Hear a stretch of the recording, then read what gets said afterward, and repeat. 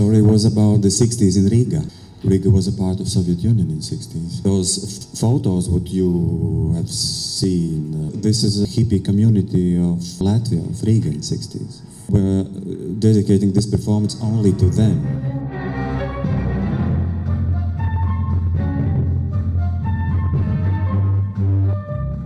That's why, for example, in certain countries where we were showing this piece, big misunderstanding, why we were completely ignoring politics, for example. But at the same time, I know for sure that, for example, local KGB in Latvia, they were much more irritated, not by political dissidents in those times, but by those young people who are completely ignoring politics.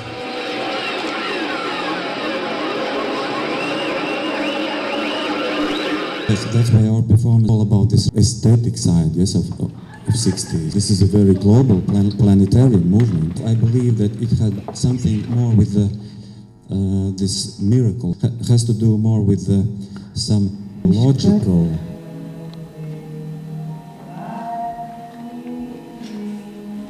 So I mostly believe that this story about 60s, it's a story about losing the last innocence of human being. And politics is just a very primitive and superficial level. Sometimes I'm getting in very confusing situations because of this, yes. I am born 65, so the youth of my parents. This trick about collective memory, it works perfectly, I can tell you. Memories always are evoking some emotions. So trick is very simple. You can call it sentimentalism, nostalgia, of course. In some cultures, you know, the word sentimentalism has a negative meaning. But if you translate this word to the memory, to collective memory, then what's bad about it? The process of creating this piece was extremely simple. I can tell you it in few sentences. We choose a selection of songs, 24 songs from this golden collection. I made a CD copy for each actor and asked them to prepare, to invent some, for each of them to prepare some little story in the frame of one song. No, it's like music video just on stage. And then after a few months I returned to Riga and we were showing to each other what actors have prepared. We had some few hundred of those tiny performances.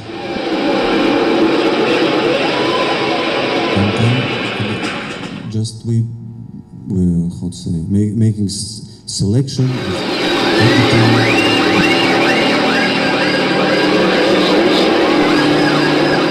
those fantasies and were based on the actor imagination and information that they, how to say, gathered.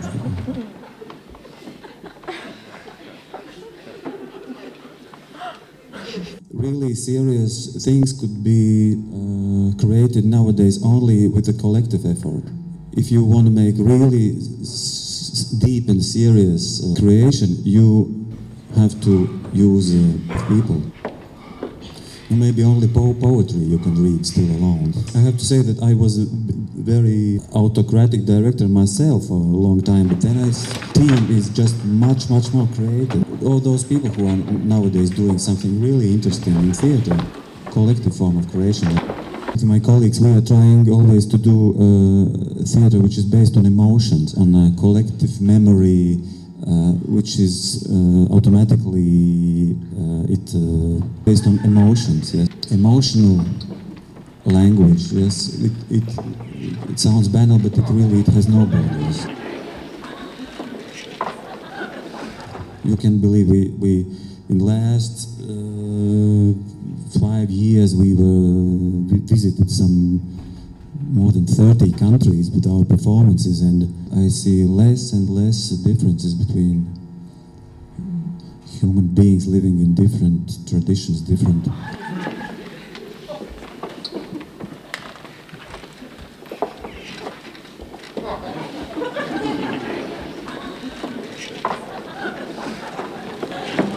I think that this real reason was because human beings all over the world, they somehow felt that this maybe could be the really last chance to establish paradise on this planet. It is the very last chance of this utopia of establish collective happiness.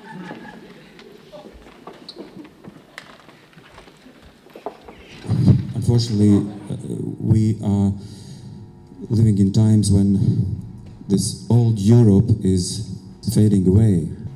This was a great culture. It had big side effects and sicknesses as well from history. But old Europe was such a fantastic and fascinating era. I'm 43 years old, but I completely identify myself with the 20th century. Can I tell you a few words as an outsider? I think that you are living in a city which is one of the very few cities big cities in Europe which still has a personality, and mostly because you so strongly feel the past of this place. But old Europe was such a fantastic and fascinating era.